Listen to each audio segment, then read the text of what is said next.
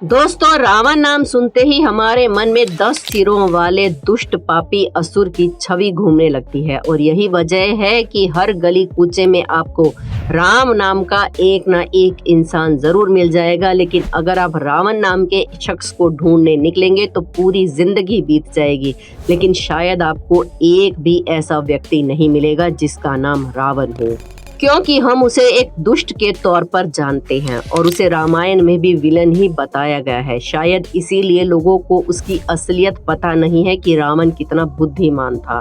क्या आप जानते हैं कि रावण ने भगवान राम के लिए यज्ञ किया था ताकि वो युद्ध में विजय प्राप्त कर सके? क्या आपको मालूम है कि क्रोधित होकर रावण ने शनि देवता को भी बंदी बना लिया था? इसके अलावा भी रावण के बारे में बहुत सी ऐसी अनसुनी कहानियां हैं जिनको सुनकर आपके होश उड़ जाएंगे। तो बने रहिए आज के वीडियो में अंत तक हमारे साथ। और अगर अभी तक आपने हमारे चैनल अनोखी दुनिया को सब्सक्राइब नहीं किया है तो ये शुभ काम भी जल्दी से कर ही लीजिए। दोस्तों, ये बात तो हम सब जानते हैं कि भगवान श्री राम ने लंका तक जाने के लिए वानर सेना की मदद से पुल का निर्माण किया था। पर क्या आपको मालूम है कि जो पुल बनाया गया था वो अकेले वानर सेना की मदद से नहीं बना था, बल्कि उसमें रावण का योगदान भी था। असल में पुल बनाने से पहले सभी ने भगवान शिव की आराधना की थी, क्योंकि भगवान राम शिव के आशीर्वाद के बिना कोई काम शुरू करना नहीं चाहते थे और यज्ञ को करने के लिए एक विद्वान पंडित की जरूरत थी। रावण जितना शक्तिशाली था उतना ही विद्वान भी था और इसीलिए भगवान राम ने रावण को यज्ञ के लिए आमंत्रण भेजा।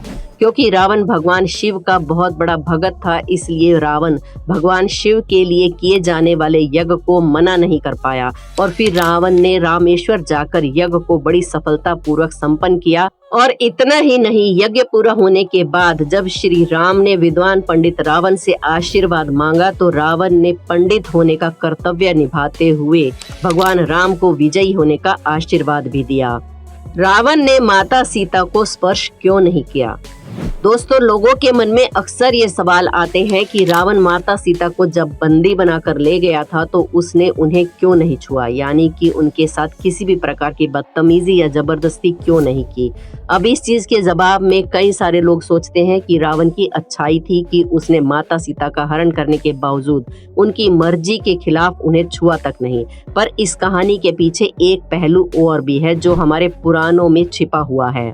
ऐसा कहा जाता है कि रावण महिलाओं को लेकर काफी कमजोर हुआ करता था और उसकी इसी कमजोरी के चलते जब रावण ने नल कुबेर की पत्नी के साथ गलत काम करने की कोशिश की, जो कि उसके ही चाचा के पुत्र की पत्नी थी, नल कुबेर की पत्नी ने उसे श्राप दिया कि रावण अपने जीवन में किसी भी स्त्री को उसकी मर्जी के खिलाफ छूने की अगर कोशिश करेगा तो उसका नाश हो जाएगा। और यही कारण था कि रावण ने सीता का हरण करने के बाद भी उससे दूरी बनाकर रखने का निश्चय किया और लंका के राजा रावण के लिए जितना ही आसान सीता का हरण करना था, उससे भी ज्यादा आसान उसे अपनी पत्नी बनाना था। लेकिन फिर भी उसने सीता माता के हाँ का इंतजार किया ताकि उसे और उसके साम्राज्य को कुछ ना हो। शनि देव को बनाया बंदी। अगर आपको थोड़ा सा भी ज्योतिष विद्या या ज्योतिष शास्त्र का ज्ञान है तो आपको ये पता होगा कि उसमें ऐसा माना जाता है कि किसी भी इंसान के जन्म के समय ग्रहों की जो स्थिति होती है उसी का सीधा असर उस इंसान की पूरी जिंदगी पर पड़ता है। ऐसे में परम ज्ञानी होने के नाते रावण को भी ग्रहों की स्थिति का बड़े अच्छे से पता था। इसलिए रावण ने अपनी शक्ति के बल पर नवग्रहों को आदेश दिया था कि जब रावण के बच्चों का जन्म होगा तो सभी ग्रहों को 11वें स्थान पर रहना है। कहा जाता है कि सभी ने रावण की बात को मान लिया, लेकिन शनि देव ने रावण की बात को मानने से इनकार कर दिया और जाकर 12वें स्थान पर बैठ गए। शनि देव का ऐसा करना रावण को अपना अपमान लगा, इसलिए वो क्रोधित हो गया और उसने अपनी ताकत का इस्तेमाल करके शनि देव को कई सालों तक अपने महल में बंदी बनाकर रखा। इसके बारे में आप लोगों ने कई सारी कथाओं में सुना भी होगा। रावण के नाम के पीछे की कहानी हम आपको ये पहले ही बता चुके हैं कि रावण भगवान शिव का कितना बड़ा भगत था। लेकिन क्या आपको ये मालूम है कि रावण को उसका ये नाम भगवान शिव ने ही दिया था? हालांकि रावण को ये नाम किस वजह से मिला, इसे लेकर बहुत सारी कहानियां प्रचलित हैं, लेकिन एक कहानी ऐसी है जिसे अधिकतर लोग सच मानते हैं। इस कहानी के मुताबिक रावण का जब जन्म हुआ तो उसका नाम दशानन रखा गया था, लेकिन रावण का जब लंका पर राज्याभिषेक हुआ तो वो उससे पहले अपने आराध्य शिव को प्रसन्न करके उनसे आशीर्वाद लेना चाहता था, इसलिए वो उनसे मिलने कैलाश पर्वत पर गया। लेकिन उस समय भगवान शिव ध्यान में लीन थे, इसलिए नंदी ने उन्हें रास्ते में ही रोक दिया। इस वजह से रावण को बहुत गुस्सा आया और उसने पूरे के पूरे कैलाश पर्वत को ही उठा लिया, जिसके कारण भगवान शिव का ध्यान भंग हो गया और वो क्रोधित हो गए। क्रोधित होकर भगवान शिव ने कैलाश पर्वत पर अपना पैर टिका दिया। आप जानते ही हैं, रावण चाहे कितना भी बलशाली हो, भगवान शिव के बल के सामने वो कुछ भी नहीं था। इसलिए भगवान शिव के पैर टिकाते ही रावण के दोनों हाथों की उंगलियां कैलाश पर्वत के नीचे दब गई। उंगलियों के पर्वत के नीचे दबने की वजह से रावण को इतना दर्द हुआ कि वो जोर जोर से चीखने लगा। रावण के मुख से निकली दर्द की चीख इतनी ज्यादा भयंकर थी कि पूरी धरती हिलने लगी और सारे पर्वत हिलने लगे। रावण शिव का इतना बड़ा भगत था कि अपने आराध्य को प्रसन्न करने के लिए उसके सामने ये पीड़ा कुछ भी नहीं थी। इसलिए उसने ठान लिया था कि वो भगवान शिव को खुश करके ही मानेगा। इसलिए उसने तांडव करना शुरू कर दिया।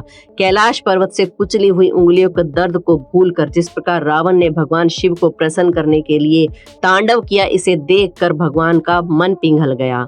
भगवान शिव तो वैसे ही बहुत भोले हैं और वो अपने भक्तों का दुख कैसे देख सकते हैं। रावण के अपने प्रति इतनी श्रद्धा को देखकर वो उससे प्रसन्न हो गए और सारा क्रोध भूल गए। तब भगवान शिव ने दशानन को उसका नया नाम दिया रावण, जिसका मतलब होता है जोर से चिल्लाने वाला इंसान। रावण को वीणा बजाने में भी महारत हासिल थी। दोस्तों, रावण बुद्धिमान था, विद्वान था, शक्तिशाली था, शिव भगत था और इसके साथ साथ वो एक अच्छा कलाकार भी था, क्योंकि वो वीणा बजाने में बहुत ही माहिर था। अगर आपने कभी रामायण को ध्यान से देखा हो तो आप ये बात जानते होंगे कि रावण की सेना के झंडे पर वीणा का चित्र बना होता है। इसके अलावा भी बहुत सारी मूर्तियां और रावण के ऐसे बहुत सारे चित्र हैं जिसमें रावण को वीणा बजाते हुए दिखाया गया है। और बहुत सारी कथाओं के अनुसार तो जब रावण शिव भक्ति में लीन हो जाता था तो घंटों तक वीणा बजाता रहता था। उसकी वीणा का स्वर इतना मधुर होता था कि उसे सुनने के लिए देवी देवता तक स्वर्ग से धरती पर उतर आते थे। हिंदू धर्म में रावण को एक दुष्ट, पापी और असुर के तौर पर दिखाया जाता है, जबकि सारी पौराणिक कथाओं में ये भी बताया जाता है कि अगर रावण अपने अंदर के अहंकार को खत्म कर लेता तो उससे ज्यादा ज्ञानी और शक्तिशाली पुरुष कोई नहीं था। यहाँ तक कि कुछ जैन तीर्थ स्थलों पर भी आपको रावण की मूर्तियां देखने को मिलेंगी। वो सिर्फ इसलिए क्योंकि जैन धर्म के मुताबिक भी रावण एक शुद्ध ब्राह्मण और ज्ञानी पुरुष था। इतना सर्वगुण होने के बाद भी रावण के अहंकार ने उसका अंत कर दिया। यही कहानी आप अपने बड़े बुजुर्गों से भी सुनते आ रहे होंगे। रावण अगर अपने अंदर के अहंकार को खत्म कर देता तो आज धर्म शास्त्रों की पूरी कहानी ही पलट चुकी होती। बाकी आपका इस विषय में क्या कहना है, हमें कमेंट्स करके जरूर बताएं। और ऐसे ही रोमांचक वीडियोस देखते रहने के लिए हमारे चैनल अनोखी दुनिया को सब्सक्राइब करके बेल आइकन को जरूर प्रेस कर लें। कमेंट्स में जय श्री राम लिखना ना भूलें। मिलते हैं एक और ऐसे ही इंटरेस्टिंग वीडियो में। जय श्री राम।